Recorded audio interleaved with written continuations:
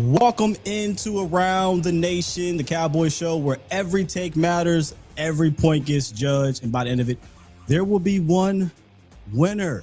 We got a lot to discuss, so let's meet the panel. First up, making his debut, the Super Bowl winning scout himself, Brian Broaddus. What's up, B? Hey, how you doing, guys? Good to be with you.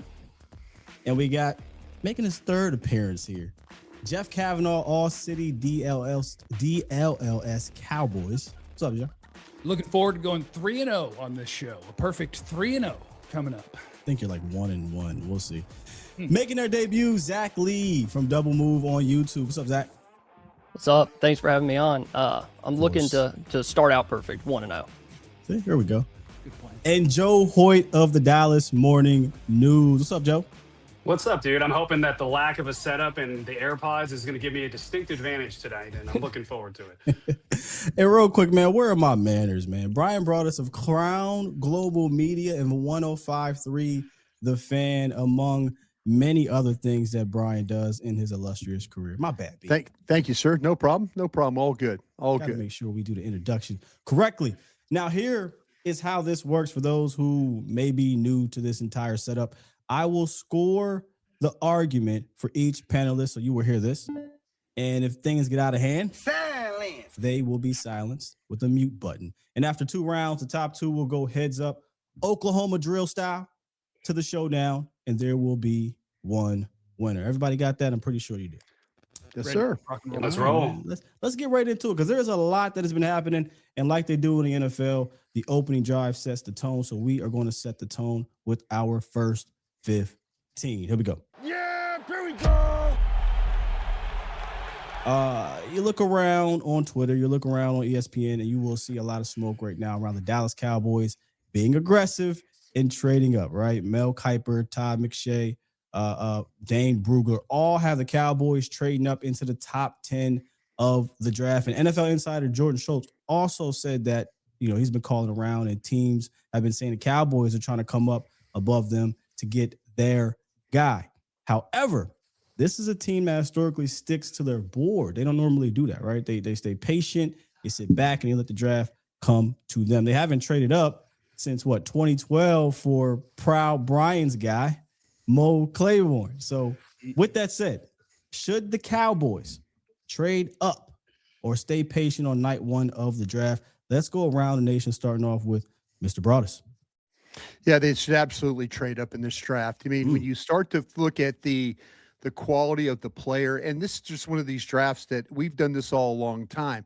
It's not what we've seen in the past 5 to say 10 years when it comes to the number of players, of the blue chip players. I can't tell you how many times I've had like 18 to 22 first round grades. The fact that I have 13, the fact that you're losing defensive players potentially when you start to talk about maybe not Bain being interested there for the Cowboys, McCoy because of potential knee injury and stuff. No, this is one of those drafts where you absolutely need to think about going up and getting your player. If you sit there at 12 and wait and let the board come to you, you might not get the guy you absolutely want. You need to go up and get a guy like maybe a Downs, who's the best player on my board. Go for a guy like that. Don't sit there and wait and hope that Downs gets you. I've talked to several general managers around the league. They don't think that Downs will be there when Dallas picks at 12. Jeff, what do you think?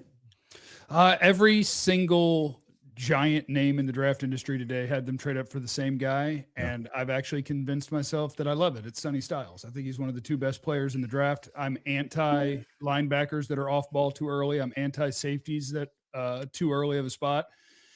But I'm also in on who are the players that you have a chance to draft this year. And I think in a year where you don't have the premium prospects at the other positions that are the highly paid positions in football, I've found myself drifting to a place that I don't normally find myself, which is I need to get one of the guys that I really covet in this thing. Clarence Hill called me about an hour ago. He's doing a mock draft for beat writers. Each city picks for their team, and he's picking for the Cowboys. And he didn't want to do his own homework, so he just called me. And he said, but I'm screwed. And he ran through who was gone. And you were going to be picking from Dylan Thieneman, Akeem Messidor, Keldrick Falk, and that's not where I want to be. So, yeah, I'm on team trade up as long as I get a pick back. Like, not one of these things where you're doing 3 or 4 picks for one. I need to have a pick in the second round. Jeff so as on long as I'm team getting a pick back. team trade up? You've been you captain trade down for years, Jeff. Still am. The brand is alive. The brand's alive. Okay. I'm going to get Sonny Styles, and then we'll deal with that. We'll be back next year. Okay, Zach, how you feeling with this trade up stuff? Trade up or stay patient here? Yeah, I'm going to say trade up. If there's a Wow. guy that they really, really like you said, they haven't moved up since 2012. And with this team, sometimes we just get to a point where we're like, do something different. So sitting at pick 12 in a draft like this, where I think the drop off after that, those top 6 defenders based on my board, Reese, Bailey, Bain, Styles, Delane. Now, there is a little bit of a caveat because it's got to be a smart kind of aggressive. They aren't one defender away from being a top defense in 2026. They still have major holes at linebacker, question marks at corner, safety. This defense isn't one player away, but I still think they need a guy to get to that point. So if they are going to be aggressive, I think it's got to make sense for where the talent level currently is for the defense. And I'm with Jeff. Like, you got to get something in return. You don't want to move all the way up to 3 and then not pick again until 92 or 112. Well, you mentioned they have a lot of holes, and that's something that the Cowboys need to take into account. Is anybody thinking about that, or are we just full blown go up and get them, Joe? No, I'm absolutely team trade up, but I'll do this caveat. I'm pretty skeptical that they'll actually do it. And the reason that I'm skeptical they'll actually do it is because this team has set parameters for where their comfort zone is. You saw with Max Crosby, they made efforts. They were willing to give a first and some more to go up and get Max Crosby. But once Baltimore swooped in, they're like, we're good. Nakobe Dean, Quay Walker, obviously those are 2 guys that wanted to play together in Las Vegas. But I'm a big believer that money talks. And if you really, really, really wanted one of these guys outside your comfort zone, I think you would have gone beyond that to go get them. Same thing with Devin Lloyd. So I think when it comes down to this trade up situation, I think in a perfect world, yes, you go up to 6, you do the 12 and 20, you get 6 and 39 from Cleveland. You're able to go get a Caleb Downs or a Sonny Styles and turn around with a Keontae Scott or a Jacob Rodriguez at 39, and everyone's thrilled. I just don't know if they're going to be able to find the deal in their parameters. I kind of look at it almost like a dealership, and you're a car dealership and you're about to buy the car. You walk out, when the deal's not there, and you just hope that the guy comes out sprinting with the keys saying, yeah, we'll do it on your terms. I don't think someone's going to come out of the dealership on their terms. You kind of touched on this real quick. You said you think they should, but are they actually going to do it? Because this is, again, the Cowboys haven't done it since Proud Brian's Mo Claiborne. B, do you think they're actually going to do this, though? Well, I tell you what, with everything that's going on in front of them and all these teams wanting to bail, we need to figure out why all these teams are wanting to bail. And the reason they're wanting to bail is because they don't trust the players that are up there. We're talking about Monroe Freeling and guys like that who are players that probably should be picked somewhere between 25 and maybe 32, somewhere down there. We're talking about guys being selected in the top 6. Teams up there are not confident in taking players like that. I think Dallas could get tremendous value. I know Joe was talking about, at their price. If everybody ahead of me is willing to bail, I'm calling every one of those teams. I'm starting up there with Arizona, and I'm working my way down. And somebody might just want to get out of there so bad that you could get some absolute value for your pick. Zach, anything on that? Yeah, they've been very, very tight-lipped on what they wanted to do with Brian Schottenheimer as the head coach, at least up to this point. So it makes me kind of skeptical that they are going to move up because it's getting out in the media so much. You have 3 of the biggest mock drafting guys, Todd McShay, Dane Brugler, and all those names are starting to throw it out like, oh, this makes too much sense. And it's all happened in the last week or 2. Is it some kind of smoke screen? Or are they wanting to just, put their feet in the water, figure out, is another team doing? I mean, the Browns could be like, hey, the Cowboys want to move up, blah, blah, blah. But it just makes me skeptical that they do. Like Joe said, it sounds great if it's on your terms, but how often do we look at Cowboys deals and be like, they probably overpaid just a little bit for that? Jeff, does the history concern you? The history, it doesn't concern me because I actually support the history. The fact that they're more likely to go down than go up, and the fact that their best picks historically have been when they either just sit there or they lose the guys they want and they see the next guy they want and they trade down and get him, Micah Parsons. But, I mean, their best things have been to just let it come to you. Zach Martin came to you. Tyron Smith came to you. Des Bryant came to you. CeeDee Lamb came to you. It's just, we're just looking at this draft as being a little bit unique. And I think that the reason that you want to go up while other teams want to go down is because of, along the lines of what Brian is saying, look what the guys who are mock drafting this have Cleveland doing. Like before the Cowboys were coming up, it was like Carnell Tate. And to me, that's not a number 6 overall pick. And so it's like, okay, well, the Browns need offensive line too. And whatever name you're looking at there, that's not a number 6 pick. And so in a year where the best players play the non-premium positions and wild card, Jerry Jones is desperate to not look like an idiot about Micah Parsons. He broke his entire team right before the season started because he got pissed. Then he sold you that Kenny Clark was going to fix it. Then he traded for another D tackle who was going to fix it. I mean, and you were the worst defense in the league. He's desperate to fix it. And I think they need a difference maker to have a chance to do it.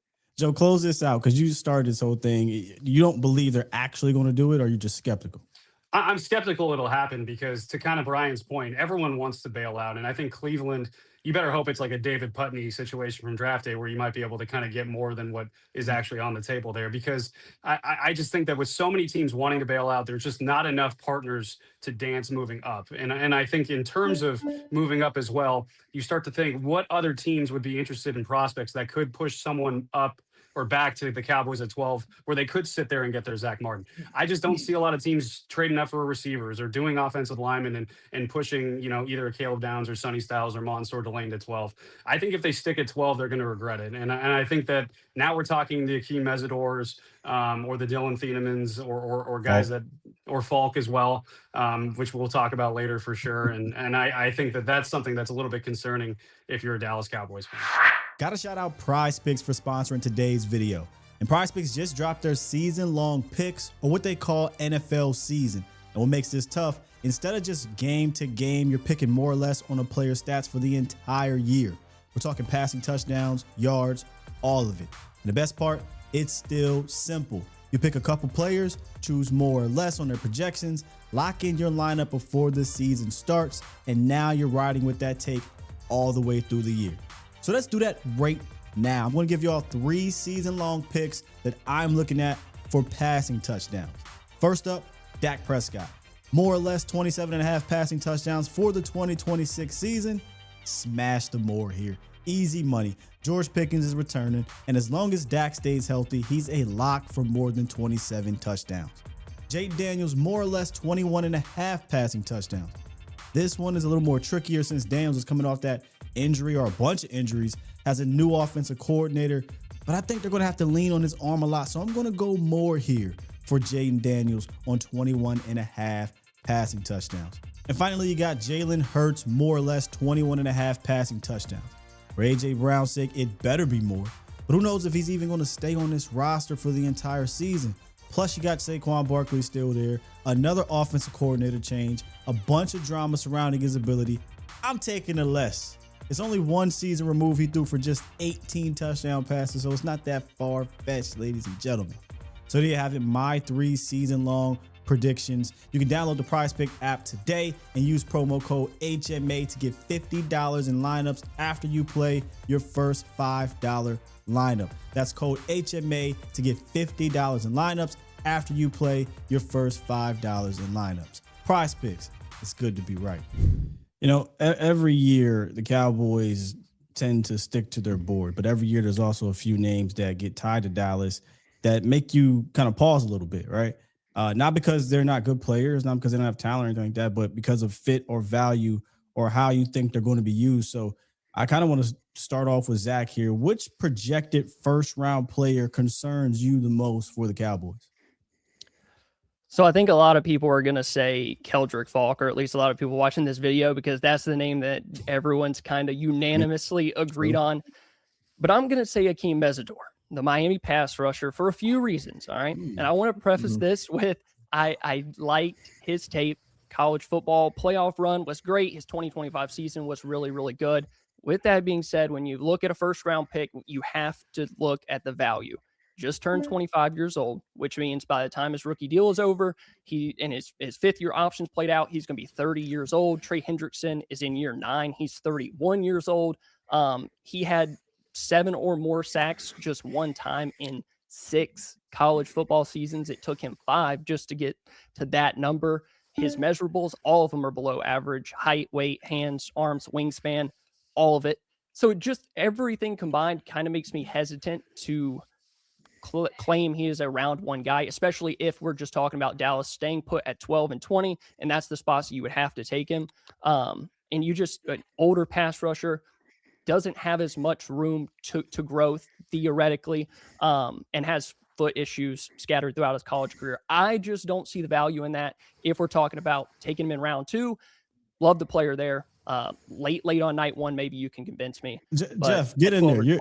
You are on some. He's preaching type stuff right now. No, it's good. Brian got so mad at me for not wanting Messidor at 12. I know Brian is not having this. Oh, we're going. I wanted to salute Brian Broadus. Okay, go ahead. Because if it were Vach, you would not have gotten to finish your sentence. And Brian let you get all the way through it. And I thought that was very polite. And that's all I was excited about. It's because I knew that there was a storm coming. That's all I was excited about. Brian, well, it's a shame. Disagree, It's a shame the young guy is completely wrong about the player. He'll have other opportunities to maybe do other shows. Not any show that I'm on anymore. I mean, anything that we're doing here. I cannot stand for a take like that at all. Listen, this guy is one of the best pass rushers in college football. You could watch him for 17 weeks, Zach, rush the passer, attack blockers, use moves, counter moves, dip underneath people. Don't give me any crap about Bain being on the other side. This guy created his own pass rush. This guy, when you watch him attack corners, he could get around the corner. He could flatten. He does everything that we thought that Donovan Ezeraka was going to do last year when we were talking about, pass rush. This team doesn't have a pass rusher. This team, if they drafted this kid, he would absolutely be the best pass rusher they have. He's got all the skills. He's got everything you want. You talk about length and size and measurables and all that. Just watch him. Go and watch Ohio State. Go watch the Texas A&M. Go watch these games where this kid played and he was beaten up on tackles and guys that we were talking about potentially drafting in this draft. I'm not going to stand for anything about this age or anything like that. Okay. I'm just telling you, this is a damn good football player, and Dallas Cowboys would be damn lucky to have him.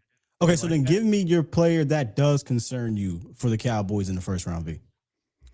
It's got to be Falk because he's everything opposite of what Messidor is.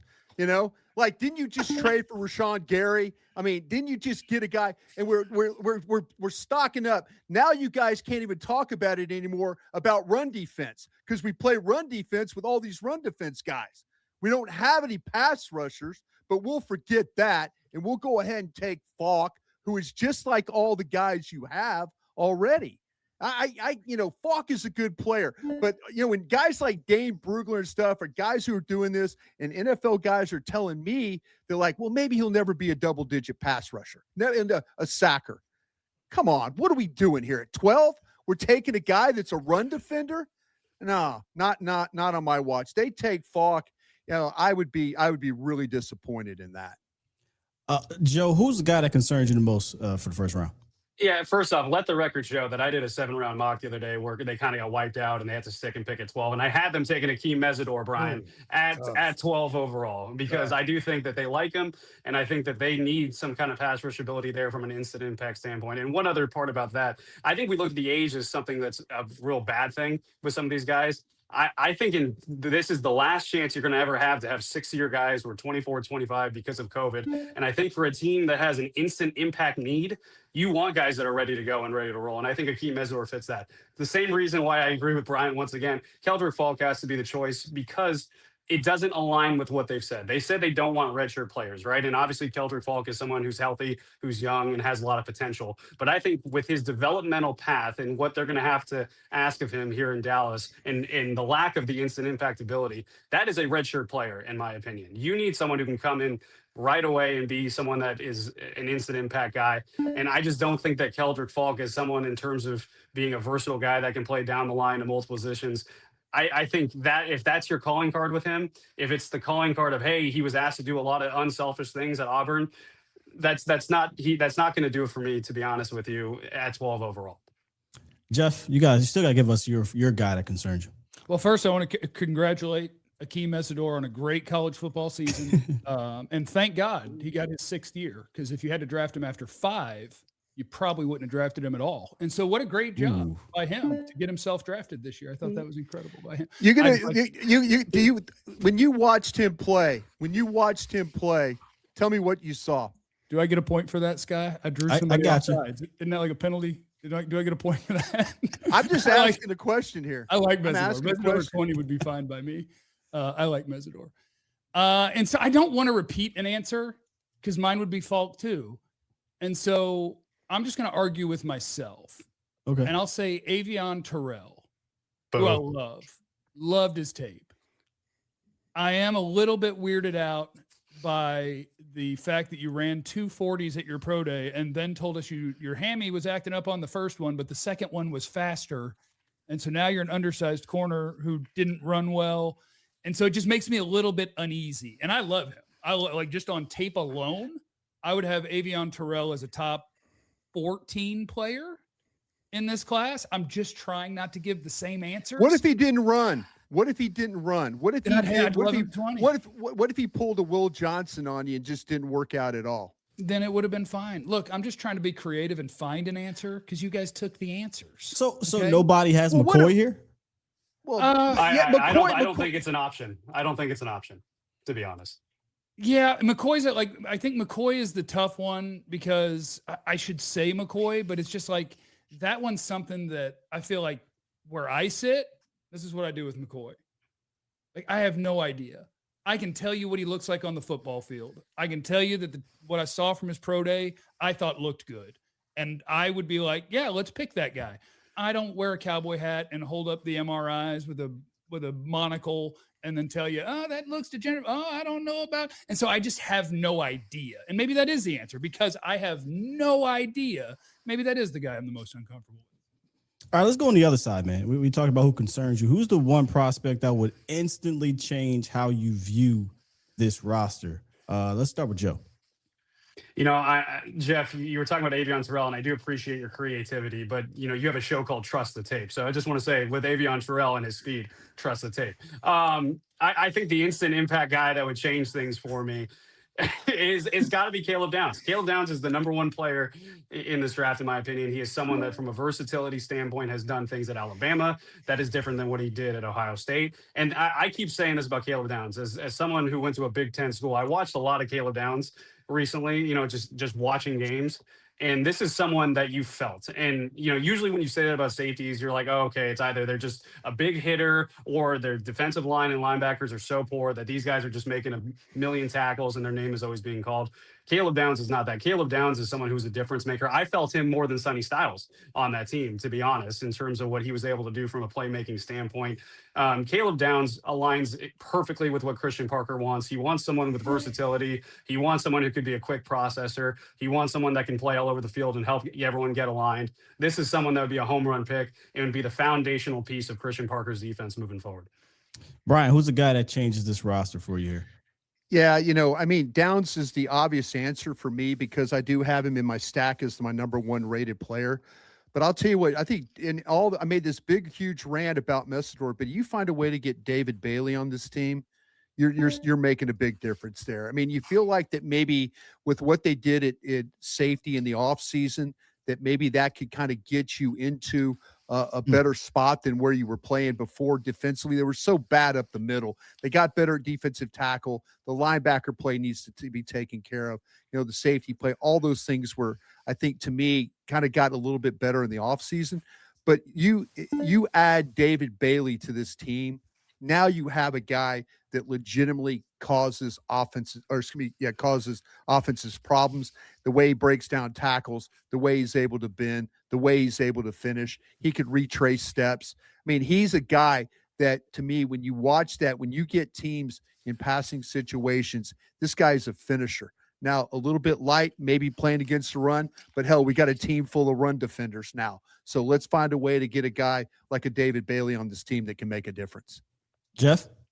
It's Sonny Styles. I mean, the way that Brian mentioned the up the middle defense for this team last year, not only did you have terrible linebacker play, now there's not even people on the roster that can play the position. So the guy who I think is one of the 2 best players in the draft that wore the green dot for one of the best defenses in college football, that has every physical attribute. And it's not just that, it's the tape. Like, I had Sonny Styles as a top 5 player in this draft before the combine. I've seen people talking about, oh, he measured this and he did that in your little drill skis. And I'm like, you might want to go back and listen to about 3 months ago when your boy first watched Sonny Styles. Sonny's a monster. He's my little Fred. That's what I call him. He's my little Fred Warner. Because that's like, even throughout this season, watching him, you see by the time you get to the college football playoff, even the things that people might not think he's great at, you might want to go watch the college football playoff, because he's stacking and shedding like a machine. I do wonder if the Miami running back knows that he ruined Sonny Styles' perfect season. He ruined Sonny's perfect season. Sonny was coming off of a block this way and then fell off the tackle. It was the first missed tackle of the season for Sonny. So congratulations to the Miami running back. And I also think that he already has coverage ability, but he has the physical ability to be incredible in coverage.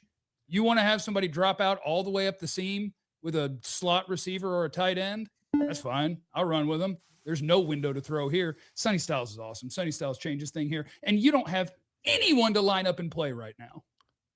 So we're throwing out the value stuff, right? I mean, that's a big discussion right now between safety and linebacker and even a running back.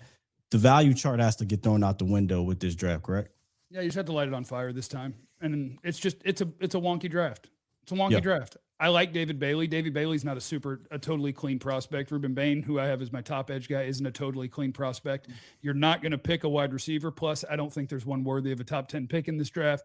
You're not going to pick an offensive tackle. And if you were, I don't even know which one you would go with at 12. We could talk about it at 20. It's just a really weird draft. And I think chasing need is the worst thing you can do.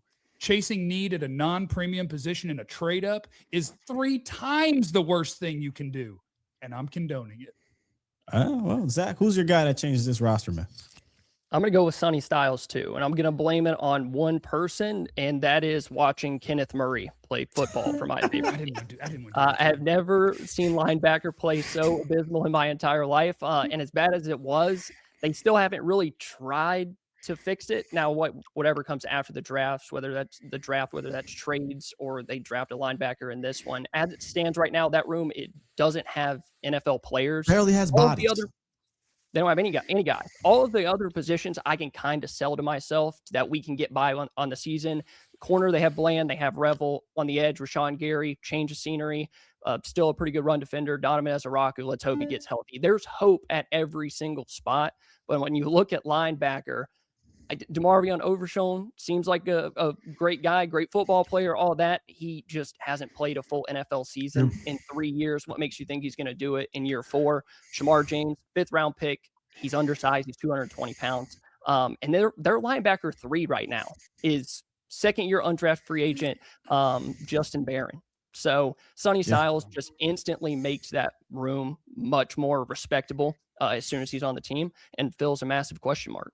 Is there a wild card from anybody in the top 10 or 11, 12 that could change this thing outside of the top? Because a lot of guys you're saying are the top 5 prospects, right? Top 3 or 5 prospects. Yeah, you're talking about trading up? You're talking about trading up here? Yeah. Yeah, I mean, we kind of hit but I think Francis Malinois, if he were not selected, let's be honest here. And I know it drives people nuts about, offensive line playing the Dallas Cowboys and stuff. But if you want to move on, you want to clearly move on from Steele, this is your opportunity to do so. And to have an offensive line that would probably be with Francis Mount. This is one of the safest players in the draft. Him and Downs are the 2 safest players in this draft. You talk about somebody that could come in and make an absolute difference. I think he'd put Terrence Steele on the street, if you want to be honest about this, even with all his experience. Well, you know what? Listen. If you want somebody different, if you want to be better with pass protection, you want to be better running the football, even though Terrence Steele at times can do that, but you put Malinois and Booker together on that right side and let them go to work. Most teams are right-handed running the football. There's no problem now run the ball left to right. Now we'll see what happens with the left tackle stuff. but I wouldn't doubt Francis Mauigoa could play left tackle with the way he is built. This video is sponsored by ISSA. Before we get back into things, I see people all the time talking about getting in shape, leveling up their health, or even trying to turn fitness into something more than just a hobby. That's where ISSA comes in. ISSA is an online fitness education company that offers certifications like personal training, nutrition coaching, and more. So if you've ever thought about actually training people, building a brand, or creating another stream of income, this is a real pathway to do it. The programs are fully online and self-paced, which means you can study on your schedule from anywhere and move at your own speed. And you're not just getting surface level information.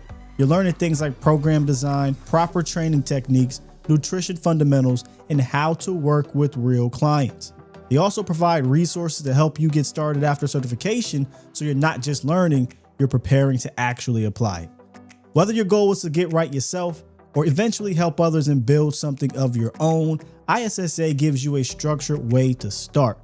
If you've been thinking about making that move, go check out ISSA using the link in the description and see if it's something that fits you. Now let's get back to it. I'll do it for round one, and that is a perfect segue, I think, into round two. We're going to do a little bit of buy or sell, and we spent a lot of time talking about the draft, about guys who could possibly be on this team. But I personally think if the Cowboys are going to take the next step, it's going to be with guys that are already on this squad, and that's just the way it always is with this organization. So there's still some question marks about that, and you brought it up. You said Terrence Steele. You brought up the offensive line. You talked about Tyler Guyton without saying his name, so I'll say it for you. Buy or sell, Tyler Guyton is under the most pressure of any offensive starter on the roster. Let's start with Jeff. I'll sell because I like to have fun.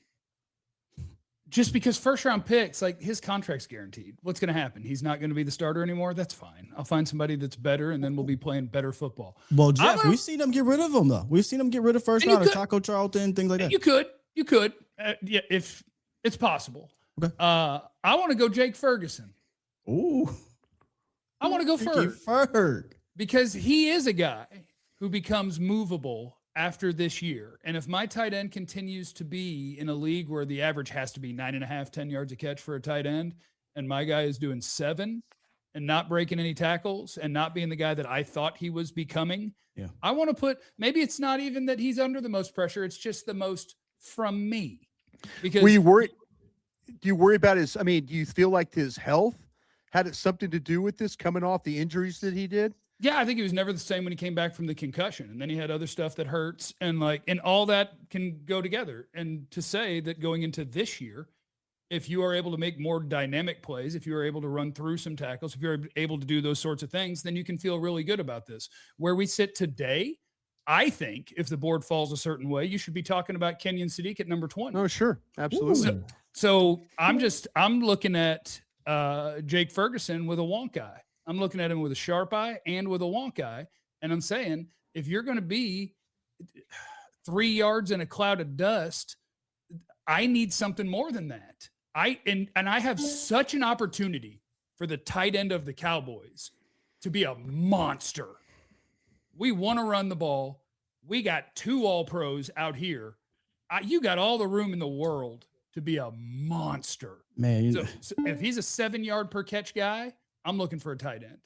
Yeah, you make a fantastic point about that, because for the last, I don't know how many years, it's not just the last 2, but maybe dating all the way back to Dalton Schultz or Blake Jarwin, I've always felt you've had an opportunity as a tight end to be, like you say, a monster, whether it was Amari Cooper out there with CD Lamb, Ezekiel Elliott at his prime back there, even Tony Pollard when he was here and having a Pro Bowl year. And now, with the run game last year and the 2 monsters out at wide receiver, our tight ends have been good, right? Solid, but never that, he just had a crazy season with all of these weapons around him. And your quarterback wants to, on every play, throw the ball down the seam. He wants to. And if you had the right player to do it, you would get fed. That's a lot of 20-yard plays. When Dak wants to throw it right over a linebacker's head and between 2 safeties more than anyone in football, find somebody who can do it.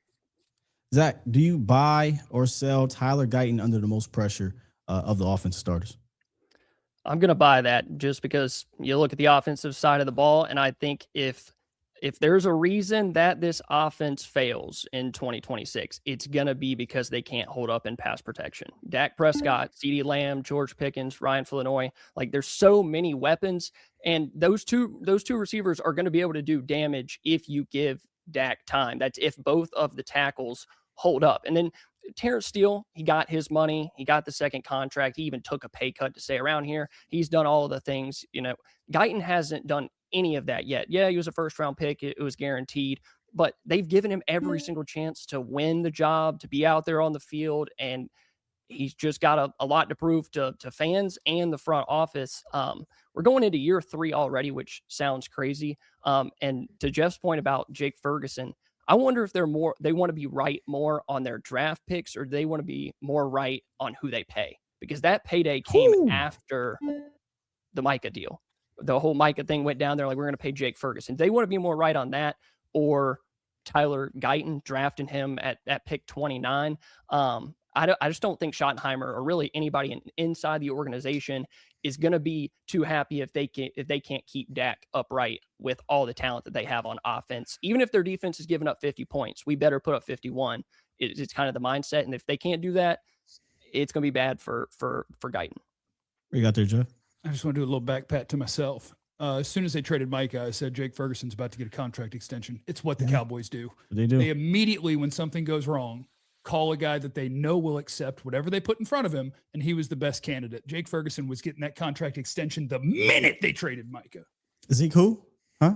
Anybody? Yeah. Oh, okay. Zeke won't come to camp? Where's Jalen? Here's the contract, buddy. Yeah. Hey, Joe, buy or sell Tyler Guyton as under the most pressure of the offense starts? Yeah, I'm going to sell, because I think that they have a plan in place for the potential of a Tyler Guyton failure. I think that, first off, I think they're going to have an open competition between Tyler Guyton and Nate Thomas at left tackle. And I think a lot of fans will be like, oh, I don't know about that one. Are we really trusting that? I think that Tyler Smith, they haven't closed the door on moving Tyler Smith to left tackle. And I think one of the sneakiest moves they did this in terms of notability this offseason was they gave a second-round tender to TJ Bass. And I think a lot of people can argue, well, Bass is someone that provides depth and reliability. He can come off the bench and just secure something if one of the guards gets hurt. I think that was part of the Tyler Guyton contingency plan, was to have TJ Bass potentially being a starting guard if you have to move Tyler Smith to left tackle. And the guy that I think has the most pressure, to be honest with you, is George Pickens, because I think George Pickens is going to go into the season on a 1-year deal. I don't believe that they're going to, as of right now, I don't believe they're going to get to a contract extension. And I think the entire NFL world is waiting, to see if last year was just a blip, if last year was just an anomaly, that George Pickens could keep things somewhat together off the field so that he could thrive on the field like he did. I think people are kind of waiting to see, there's the old George Pickens again. Don't pay him. There's a lot of pressure on George Pickens to kind of make a major generational wealth, multi-year, big money extension potential if he's able to repeat what he did last year. That's good, Joe. Yeah. That's really good. I'm on the sell too on Guyton. I think Joe's absolutely right. I think they've got a plan for what's going on. Nate Thomas, there's going to have some competition out there for him. And I don't think they're going to, every time that they feel like, oh, he looked good in training camp, oh, we're getting through practice, and then he gets hurt. I think that's kind of something in their thought process right now is, and we can say it too about Overshown as well, or Bland. How much can you really rely on these guys? It always seems that Tyler Guyton is always hurt. I don't think they have any plan that's like, okay, we feel like this is going to work. He's going to be our guy for 16, 17 weeks. There's no way. So there's no pressure on him. I think the Cowboys will take him out of the equation if he shows he's not good enough or he can't stay healthy. So who? I'm just curious for Joe and B, who would be the guys that would be your starter under the most pressure then? Starter with under the most pressure. I mean, I think it's Pickens from a personal. Oh yeah, standpoint. you said Pickens. That's right. Yeah, the broadest. Who would you say? If all of a sudden, what happens if Tyler Smith does have to play left tackle? Then now it becomes pressure on him. It's something that he clearly doesn't want to do. But if all of a sudden, we move on from Guyton and talking to people in the organization about it, they don't want to move Tyler Smith. But if they have to, you could talk to Clayton Adams. Ask Clayton Adams the question. He's like, well, we're trying to get our best 5. They always say that, but best 5 was meant, we had to do something at left tackle. And I kind of feel like if Tyler Smith has to move out there, that's something A, he doesn't want to do, but B, he has to reacclimate himself again to playing that 17 weeks at that spot. Man, so that's basically like saying Tyler Smith has this pressure that's sitting in the back of his head because he's not quite sure if he's going to do it. And that's not fair to him, honestly. I think they should tell him going into the season, hey, you're going to be our guard, or hey, you might actually have to play left tackle, so let's go ahead and cross-train you. I'm a fan of just sticking him at guard and staying at guard so he doesn't have to do all that, though. Let's go to linebacker, though, because linebacker continues to be one of the biggest concerns and biggest question marks on this team. We talked about Sonny Styles getting traded up. And instead of going outside for the answer for whatever reason, they have not done that. So it puts the spotlight on the guy that is here because there's not that many guys in that room. So buy or sell DeMarvion Overshown being the key to fixing this entire linebacker group, or let's just say maybe stabilizing this group. Let's start with Brian. Man, I tell you, I'm selling on this one. I listen, I want to believe, I want to love, I want to, the guy's a great person. I know, Joe goes in the locker room, you get to talk to him. He's personable and all that stuff like that. He can't stay healthy. That is the biggest issue right now. So, we've talked about linebackers. I mean, as we're evaluating these guys, we're trying to figure out, is it Hill? Is it Allen? Is it Rodriguez? Is it Trotter? Is it Elliott? I mean, we're going through these linebackers, trying to figure it out because you can't trust any of them that line up. They'll tell you about, 2 years ago or 3 years ago, they're talking about Maris Leofau. The organization was so excited, and now he's like an afterthought. They're moving him around to all these different positions. They don't know what they have at linebacker. They really, really don't. And I hate to say this, but it's the truth. I just don't trust Overshown to stay healthy enough for them to kind of build anything around him. Jeff, buy or sell Demo being the key to stabilizing this linebacker group. I buy it. And the reason I buy it for better or for worse is the thing. Because I think the whether he can actually stay healthy or not isn't my direct answer to the question. Is he the key? Yes, because there's no one else. And not only because there's no one else, but because I also think DeMarvion Overshown is the perfect candidate for the way the Cowboys like to do their next contracts. DeMarvion Overshown is the perfect candidate for a team-friendly 3-year extension. The perfect candidate. They love him. He's very likable. He's very marketable. He's been hurt enough and up and down enough in his play that the league won't have a ton of interest. He'll come running through the door to sign that contract. So for better or for worse, he is the key until Thursday. Then Sonny Styles is the key. Okay. All right. Zach, please talk some sense into him about Demo getting that contract. No, but is Demo the key to fixing this linebacker group? I think the Cowboys would buy that one, but I have to sell it. I mean, you just cannot rely on that injury history. He's played 19 of a possible 36 games in his career. And really, they've gotten themselves into this position. They've taken 2 linebackers inside of the top 100 since 2018. Micah Parsons doesn't count. He didn't play off-ball linebacker. He did it for 1 game. They had to put him on the edge because they didn't shore up that position before the season started either. Maris Leofau, DeMarvion Overshown. They haven't really done anything of note out with free agents. Eric Kendrick was cool in 2024. He was a minimum guy. Kenneth Murray for a 5th-round pick was an absolute disaster. Jack Sanborn, you can just go down how they've tried to patch that group over the years and then not investing in the draft, which is where they want to get their talent from. They just haven't invested in it for it to be good. So I would rather them try to make it better rather than relying on the guy that's been hurt throughout his career. Fair enough, Joe. Yeah, I'm going to kind of follow Jeff's lead here too. And I'm going to buy the fact that they need him to be the key. I think, honestly, he is kind of a microcosm of their entire linebacker situation right now, especially if they add a Sonny Styles or Jacob Rodriguez or Anthony Hill. if they do that, they would have talent there, right? DeMarvion Overshown, no one questions the guy's talent. And if you added a first round pick linebacker to that equation, there's talent there.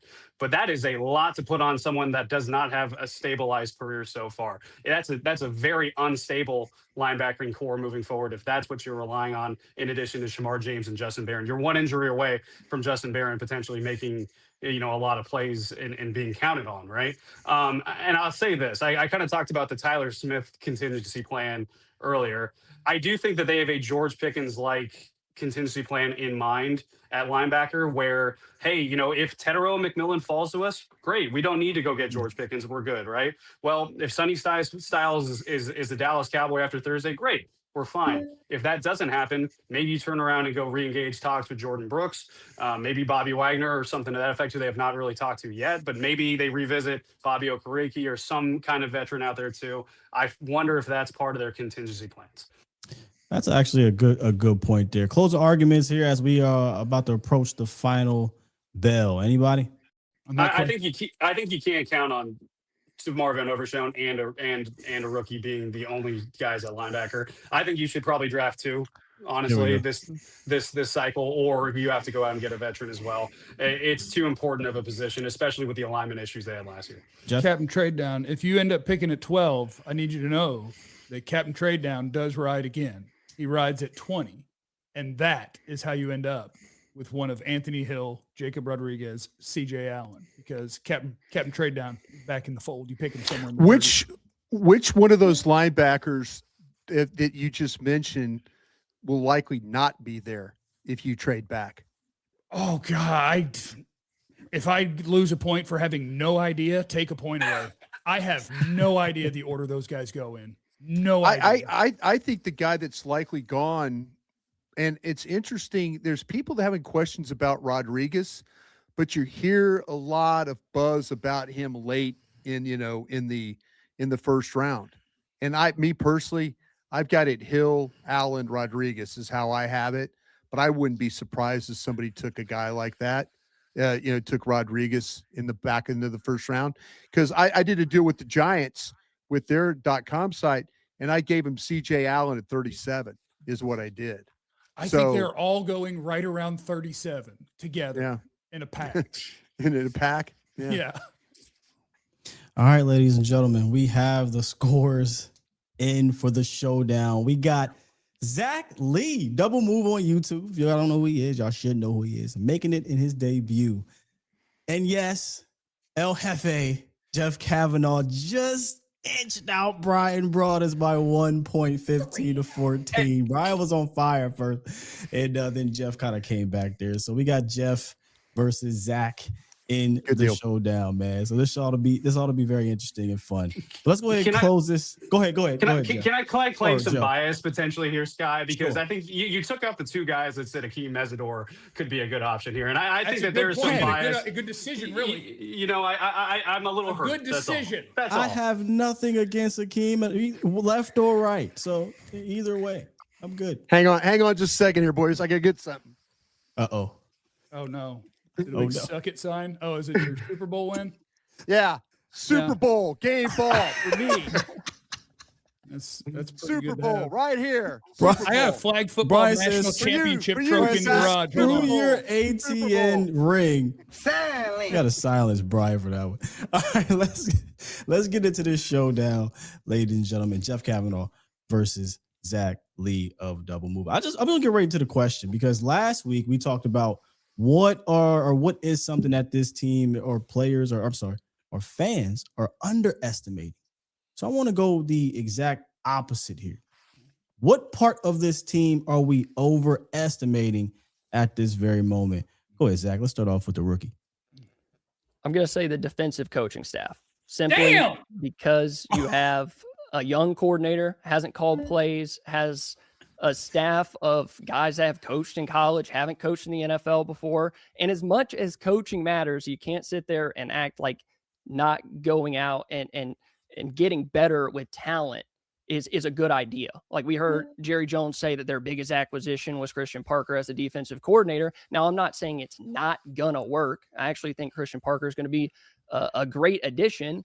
He's going to have more of a positive impact than Eberflus, but Eberflus had good, sometimes even really good NFL defenses as a defensive coordinator, and he completely flopped, and we all wanted him fired by week 3 against Chicago. Nothing in the NFL is guaranteed. You're talking about a 34-year-old play caller, first time calling plays. So acting like that's just going to magically work and take a unit from, what does Vach say? The 33rd, 39th ranked 48. unit, all 48. Like, they were all the way at the bottom. Acting like that's just going to catapult them inside of the top half of the league is a bit of overestimating. Hey, Jeff, you're the veteran here, man. You better learn how to pivot, man. So I know how to pivot. Listen, here's the thing. Here's the thing. While I think the defensive coaching staff is a decent answer, the answer is the offensive coaching staff. Really? Because you have a brand new head coach that we like him. He seems real nice and real fun with the players. His results from football so far are bad. Dak Prescott-led teams do not miss the postseason. They don't do it. If Dak is dead, not all the way dead, but partially dead, football dead, then you can miss the playoffs. When he plays, you don't. On an offense where you added George Pickens, they should have been number -6 in offense. Because if 1 is the highest, then we need to go past 0 to get to where they should have been. This team is the top 6 in points and or yards every year that Dak is healthy and plays quarterback. You were pretty average compared to what they always are when you added George Pickens. And we're like, oh my God, they're unstoppable. Oh my God, they're unstoppable. They were good. What do we know about Brian Schottenheimer so far? Has he elevated this thing in some way or in any way? The answer so far, the best you could say is, I don't know. I kind of feel like it. So my answer, offensive coaching staff. But Jeff, they were the number 1 offense. And they were tops in so many different things there. I don't know. I'm gonna have to let the fans. Well, you know, top 5. We'll go there. They're always top 5. That's fair. Garrett was top 5. McCarthy was fair. top 5, and you guys said he sucked. And now McCarthy's awesome, or now Schotty's awesome for doing exactly what they did with better players. No, we're not going to give him. We're not going to do that. We're going to do it. Silence. I will push back on the McCarthy thing. First of all, I think that was Schotty. If you go look at the motions and the things that was happening in the back half of that year, that was not McCarthy. That was Brian Schottenheimer. That's why you see more of it in his first true year as head coach. So with that said, there's no way they're going to rob me again. There's no way I'm getting robbed again. Champion Zach Lee on episode 3, man. Showdown, baby. Next time when Jeff's going crazy, mute the mic so you can just see his mouth moving, and you can't hear him. It would have been so funny. I know that wasn't fair. That was the obvious one. The defensive side of the ball. I don't think it was obvious. There's many different answers. You had a very good answer, and Jeff tried to be sneaky and go with an offense that was an elite offense, man. I can't. Just like McCarthy's and Jason Garrett's were. Yeah, I don't believe McCarthy's on. All right, so here's what we'll do. Here's what we'll do. As I always say at the end of this thing, because no one ever agrees with who I pick. Who's the people's champion? We'll let the chat decide. And Jeff, if you win that, congrats to Broadus. Broadus won from 3rd place. I'll fall back. But shouts out to Zach, man. But shouts out to all you guys, man. This was a fantastic episode. It absolutely star-studded one. And I can't wait to see what Jeff has to say about me on Twitter. We'll see. With that said, ladies and gentlemen, dragon candle. Make sure you guys go follow all these fantastic analysts and creators on all their platforms. Joe, let them know where to find you. Yeah, follow me on Joe J. Hoyt on Twitter. Subscribe to the Dallas Morning News. And hey, Jeff, if you ain't first, you're last. Okay. Shout out Zach. There we go. Zach, the episode 3 champion. Yeah, at Double Move on YouTube. That's the main one. Then me and Foots do a show every week on the Landry ad as well. El Jefe. Don't follow me. It's not worth it. YouTube. I'm on YouTube, I guess. Brian, let them know where they can find you. Fantastic. Yeah, I'm going to start working with Zach because he won today, and he made me look like a fool. So, yeah, you can catch me at 105.3 The Fan. You can catch me on Trusted Tape. You can catch me on what else we got? Crown Global Media. We got all these things doing all right. We're doing we got the stack. We got it all. So thank you for the opportunity to be with you guys today. It was a lot of fun. Everyone in the chat, please let Jeff know how much you love him. Okay, let him know. I don't even want you. We love you, Jeff. I hope With you that don't said, draft bad players. Skywalker still for the episode 3 panel. We out of here, man. Deserve Keldrick Falk and Messaville.